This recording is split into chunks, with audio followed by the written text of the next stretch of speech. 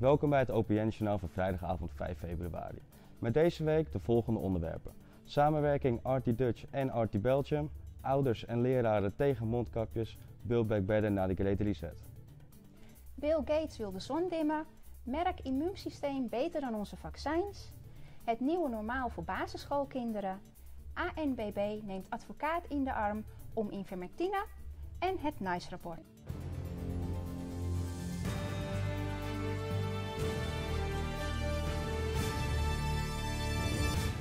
Mijn naam is Michael Boucher. En mijn naam is Bella Morera. Het is overduidelijk geworden dat de oude media niet meer in staat is om eerlijk en genuanceerd nieuws te brengen om u goed te informeren. Wij zullen daarom ons uiterste best doen om het nieuws zo goed mogelijk aan te bieden.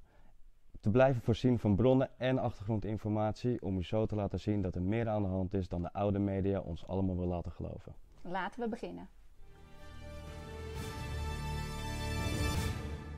De stichting Ik Wil Gewoon Naar School is al een tijdje actief bezig zich in te zetten voor kinderen, ouders en leerkrachten die tegen de mondkapjesplicht op school strijden. De stichting behartigt de belangen van de kinderen in het onderwijs aangaande hun fysieke en mentale gezondheid, evenals hun rechten op fysiek onderwijs. Omdat gewoon overleggen met de scholen niet meer mogelijk was, voelde zij zich genoodzaakt tot het starten van een kort geding tegen de staat. Met als doel het ongedaan maken van de mondkapjesplicht binnen het onderwijs. Om dit goed te kunnen onderbouwen hebben zij de diensten ingehuurd van CKH Advocaten in Alkmaar. 28 januari 2021 speelde het kort geding waar zij al maanden naar uitkeken. Zij hebben wetenschappelijke bewijzen ingebracht waaruit blijkt welke schadelijke effecten de mondkapjes op zowel fysiek als mentaal gebied hebben. Daarentegen heeft de staat geen enkel inhoudelijk stuk kunnen overleggen waarin de effectiviteit wordt aangetoond of waarvan blijkt dat de mondkapjes niet schadelijk zijn. De enige stelling die zij namen is het advies van het OMT.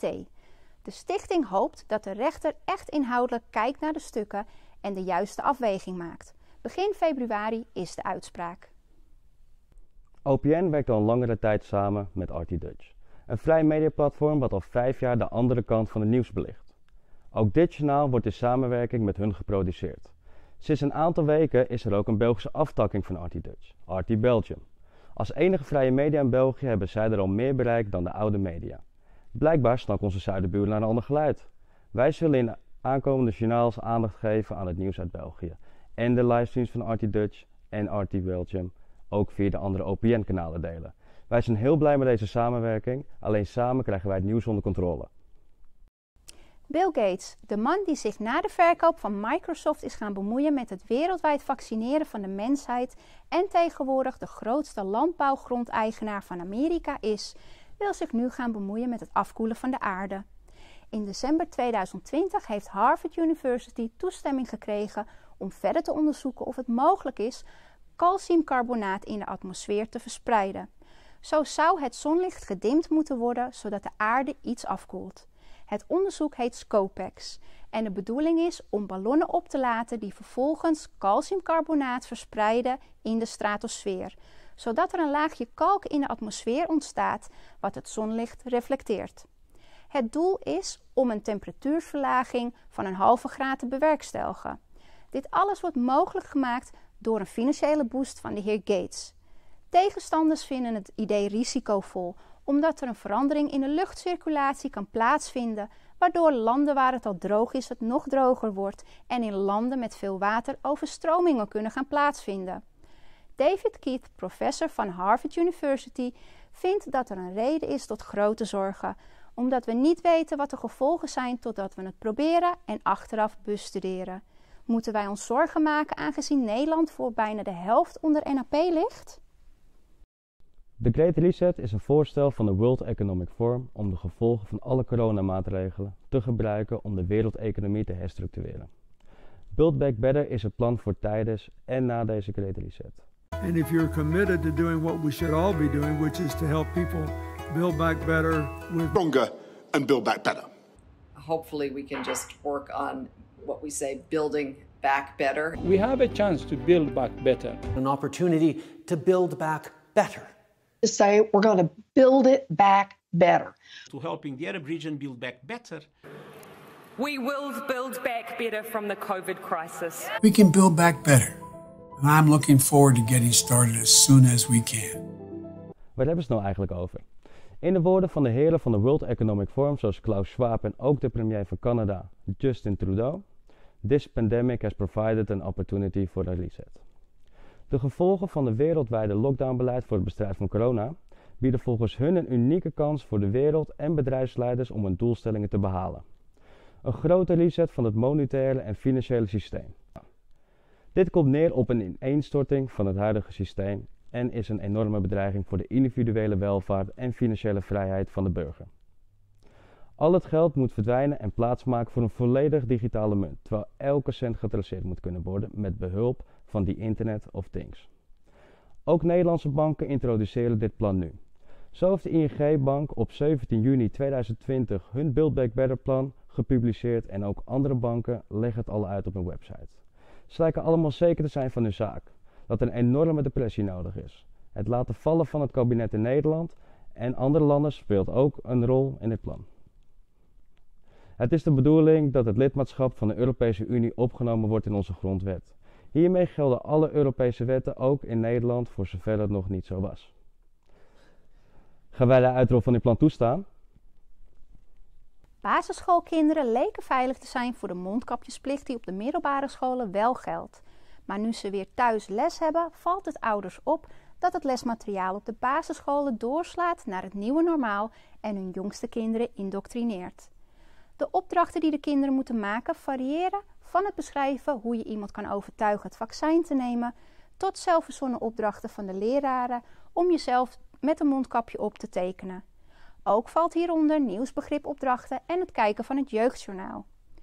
Tijdens online lessen is het verplicht om je webcam aan te hebben. Kan dit niet of wil je dit niet, word je uit de online lessen verbannen, ook al heb je hier een geldige reden voor. Als de scholen straks weer opengaan, zullen sommige leerlingen het moeten verdienen om naar school te mogen. Denk aan online lessen gevolgd te hebben, mondkapje op, een negatief testresultaat aantonen en 1,5 meter afstand houden van leraren en de medeleerlingen. Wellicht heeft u het filmpje gezien van de 16-jarige Esther, die met een medische verklaring voor het niet dragen van een mondkapje haar examenlessen probeert te volgen. Ondanks de verklaring behandelt de school haar buitenproportioneel en wordt ze in een donkere kamer gezet tot ze een mondkapje opzet wat ze weigert. Dit is een van de vele schrijnende verhalen die langzaam boven water komen. In een eerdere uitzending hebben we het al over de schadelijke effecten van de mondkapjes gehad. We zouden toch niet normaal maken wat niet normaal is? Pharmaceut-merk was 2 coronavaccins aan het ontwikkelen. Maar deze zijn na onderzoek zo slecht bevonden dat er besloten is de ontwikkeling te stoppen. Na 1 van de 2 vaccins zal nog wel verder onderzoek worden gedaan door het International AIDS Vaccine Initiative. Maar Merck zal hier niet meer bij betrokken zijn. In een persbericht is te lezen dat uit studies bleek dat het lichaam wel goed reageerde op de vaccins, maar de immuunreactie was minder sterk dan bij een natuurlijke reactie en bij andere vaccinkandidaten. Mogen wij daaruit concluderen dat een goed werkend immuunsysteem dit virus goed aan kan? Hoogwaarschijnlijk wel. Alleen maakt een hoge mate van steriliteit ons immuunsysteem lui, waardoor virussen en bacteriën eerder vrij spel hebben. Tevens is er uit diverse onderzoeken gebleken dat door genetische manipulatie onze groente en fruit minder vitamine, mineralen en spoorelementen bevat dan voorheen. Om dit immuunsysteem in optimale conditie te houden, blijft gezonde voeding onze eerste prioriteit. Daarom is het noodzakelijk deze aan te vullen met diverse vitamines en supplementen. Er worden hier steeds meer onderzoeken naar gedaan in de medische wereld. Vooral een verhoogde inname van vitamine C, D en zink is aan te raden, om virussen en bacteriën beter te kunnen weerstaan. Het zou goed zijn als ons kabinet deze adviezen voor een gezondere levensstijl ook serieus neemt, zodat er minder mensen ziek worden. Op de website van NICE, de Nationale Intensive Care Evaluatie, staat een interessant rapport. Het is in samenwerking met het RIVM opgemaakt en toont in 17 pagina's aan dat COVID-19 niet gevaarlijker of dodelijker is dan een stevige griep. Het rapport vergelijkt COVID met SARI-patiënten. SARI staat voor Severe Acute Respiratory Infection, ofwel luchtwegaandoeningen zoals de griep, longontsteking, COPD, etc. De SARI-cijfers zijn van de afgelopen 3 jaar. Want in 2020 zijn er, net zoals met de griep is gebleken, ineens ook geen andere SARI-patiënten meer. Opvallend is dat in alle categorieën meer mensen met SARI overlijden en opgenomen worden op de IC's dan met COVID-19. In 2020 waren er 6.839 patiënten met COVID, waarvan 4.657 naar klinisch lichamelijk onderzoek bewezen. In het voorjaar van 2020 werden vrijwel alle patiënten met COVID, zoals het hoort bij longproblematiek, klinisch onderzocht. Toen overleden er 813 met COVID. In het najaar van 2020 werd slechts 1/3 van de COVID-patiënten klinisch onderzocht. Toen overleden er 509. Van alle werkelijke COVID-patiënten zijn in 2020 1.667 mensen bewezen met COVID overleden. Aan alle andere SARI's echter aanzienlijk meer. En de teller is niet in het nieuwe griepseizoen op 0 gezet, terwijl dit natuurlijk wel had moeten gebeuren. Het griepseizoen duurt gemiddeld tussen 11 en 15 weken. Eerst komen de rhinovirussen, dan influenza A en B en aan het eind van het seizoen de coronavirussen. Elk jaar weer. Het oude nieuws, het RIVM en de regering telt echter nog steeds alle sterftecijfers bij elkaar op vanaf oktober 2019. Ze tellen nu inmiddels 117 weken door. Alles bij elkaar wordt uit het NIS-rapport duidelijk dat er geen grond is voor enige noodmaatregelen. Dat doen we bij andere SARI's toch ook niet? Bekijk zelf het volledige rapport in de link in de beschrijving van deze video. De Vereniging Algemeen Nederlandse Burgerbelangen is een initiatief van onder andere huisarts Rob Elens en Ferdinand van der Neut. De ANBB heeft een advocaat in armen genomen en samen met Zelfzorg COVID-19 een brief gestuurd aan de stichting Werkzaam Antibiotica en Beleid. In de brief wordt gevraagd een positief advies over ivermectine te geven. Ook wordt er gevraagd ivermectine dezelfde behandeling te geven als andere geneesmiddelen. In een brief wordt voldoende wetenschappelijk bewijs aangereikt over de werking en veiligheid van ivermectine bij de behandeling van COVID-19. Advocaat Niels van Aken spreekt namens de ANBB, zegt: alle aandacht gaat nu naar de vaccins. Daar zijn wij niet tegen, maar er moet een alternatieve route zijn om het virus aan te pakken. De stichting Werkzaam Antibiotica en Beleid moet haar advies over het gebruik van ivermectine bij COVID-19 heroverwegen en binnen 10 dagen aangeven hierover positief te zullen adviseren.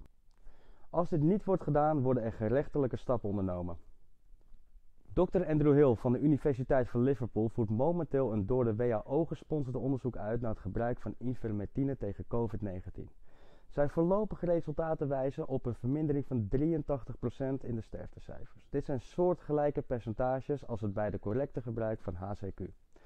Beide geneesmiddelen worden in Nederland niet onderzocht en tegengehouden door de demissionaire minister Hugo de Jonge.